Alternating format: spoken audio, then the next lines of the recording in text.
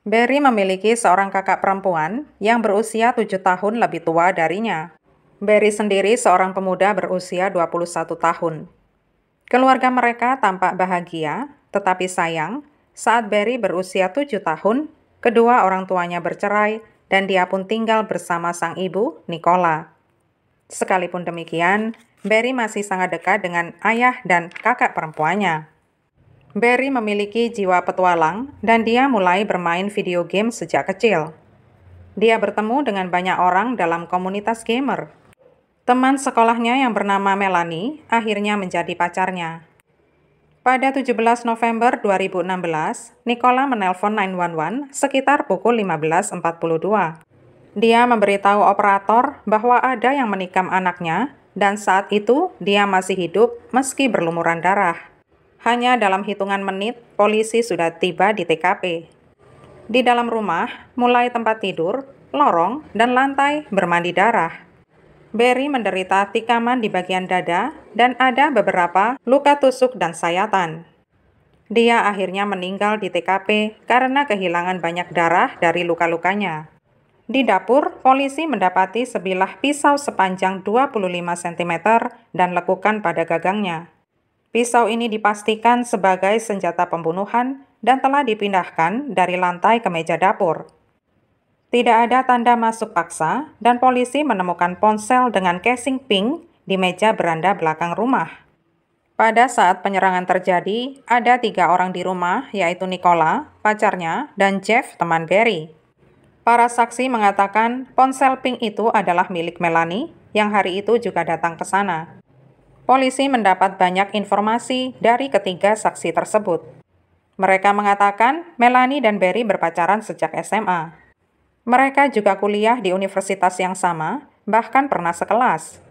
Jeff, sahabat Barry, di interview yang pertama. Jeff mengatakan dia menginap hari itu dan tidur jam 9.30 sampai 10 malam.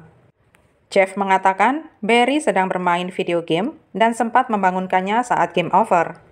Jeff kembali tidur dan dia terbangun lagi saat Barry berlarian di sekitaran rumah, menyalakan lampu, dan berteriak minta tolong. Jeff sangat panik dan dia berkata menggunakan tangannya untuk mencoba menghentikan pendarahan. Jeff mengatakan Guy, pacar Nicola, masuk dan mencoba memberi nafas buatan, sementara Nicola menelpon 911. Di kantor polisi, Nicola mengatakan malam itu normal-normal saja. Mereka makan malam bersama, dan Barry bersama Jeff nongkrong di kamarnya. Guy mengaku sebagai yang mengambil pisau itu dari lantai dan meletakkannya di meja makan. Tujuan dia melakukan itu adalah supaya barang bukti tidak rusak, karena bisa saja terinjak siapapun jika dia tidak memindahkannya. Cerita para saksi semuanya sama. Polisi menyimpulkan mereka tidak berkaitan dengan pembunuhan Barry. Ketika Nicola ditanya apakah Melanie terlibat, dia mengatakan tidak dengan pertimbangan Melanie itu sangat pemalu dan penakut. Nicola hanya mengatakan hal-hal baik tentang Melanie. Sekitar 30 menit polisi berada di lokasi, ibu Melanie tiba di lokasi. Dia memberitahu polisi kalau anaknya keluar rumah agak sore dan dia tampak sangat kecewa dan marah. Ibunya berusaha menelponnya, tetapi Melanie tidak mau mengangkat telepon. Selama penyelidikan berlangsung, polisi menerima telepon dari ayah kandung Barry dan mengatakan dia masih mengadakan kontak dengan Barry beberapa jam sebelum dia dibunuh. Barry memberitahu ayahnya dia berencana memutuskan Melanie. Pesan teks terakhirnya kepada ayahnya menyebutkan betapa sakitnya perpisahan itu. Polisi membawa surat perintah penggeledahan atas ponsel Melanie. Polisi memeriksa aplikasi game tempat Melanie berkomunikasi dengan Barry. Pada 16 November pukul 21:08, Barry memberitahu Melanie kalau dia ingin memutuskannya. Melanie jelas merasa kesal dan sakit hati atas hal ini. Orang tua Melanie juga ditanyai beberapa hal. Mereka menginformasikan bahwa Melanie telah meninggalkan rumah sekitar 45 menitan sebelum pembunuhan itu terjadi. Melanie melaju dengan Toyota putihnya dalam kecepatan tinggi dan dia tampak sangat jengkel.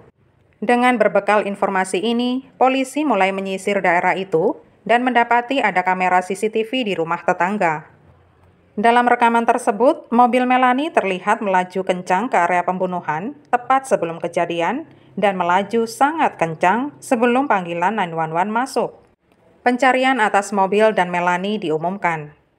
Polisi kembali berbicara dengan Jeff. Polisi tahu kalau dia menumpang tinggal di rumah keluarga Barry pada 2014. Tetapi dia keluar dari sana saat Barry berpacaran dengan Melanie. Menurut Jeff, Melanie sangat mengatur dan merepotkan.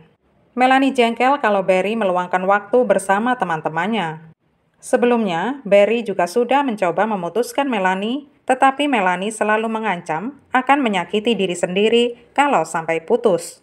Jeff memberitahukan, setahun sebelum pembunuhan terjadi, Melanie mengaku dia menuangkan pemutih ke dalam akuarium air asin milik Barry dan membunuh ikan-ikannya. Jeff menggambarkan Melanie tidak stabil secara mental. Keluarga Melanie berusaha menjauhkan dia dari Barry. Melanie pindah ke kota lain dan tinggal dengan kerabatnya di sana, tetapi pada Agustus 2016, dia tampak balik lagi dengan Barry. Polisi menerima telepon dari patroli jalan raya yang melaporkan bahwa mobil Melanie terlihat melaju di tol sekitar 15 menit setelah pembunuhan itu. Melanie menggunakan kartu kreditnya di berbagai pom bensin dan ATM dalam perjalanannya ke rumah kerabatnya. Melanie tampak berkomunikasi dengan sepupunya, Mongol, sebelum dan sesudah pembunuhan itu.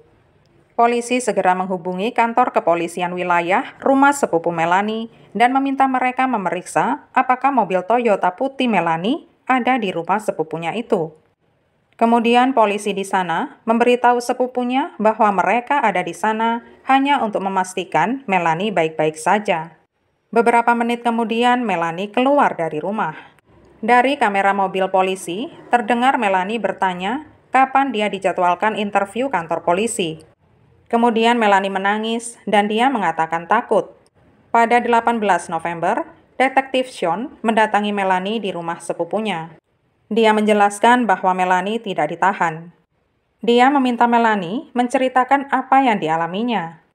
Melanie mengatakan Barry memutuskannya dan mengatakan sudah berbulan-bulan terakhir tidak mencintainya lagi. Melanie menangis berjam-jam, tetapi berubah dari sedih menjadi marah besar. Dia langsung mendatangi rumah Barry dan mengambil pisau. Dia tidak ingat berapa kali telah menikam Barry. Dia mengatakan tidak menghitung tikamannya dan hanya merasa lebih dari sekali. Melanie juga memberitahu sang detektif kalau dia masih menyimpan bajunya yang bernoda darah dan menyerahkannya kepada detektif itu.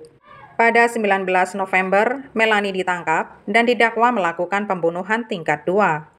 Tim pembela Melanie menyalahkan Guy yang melakukan pembunuhan itu dan Nicola menutupinya.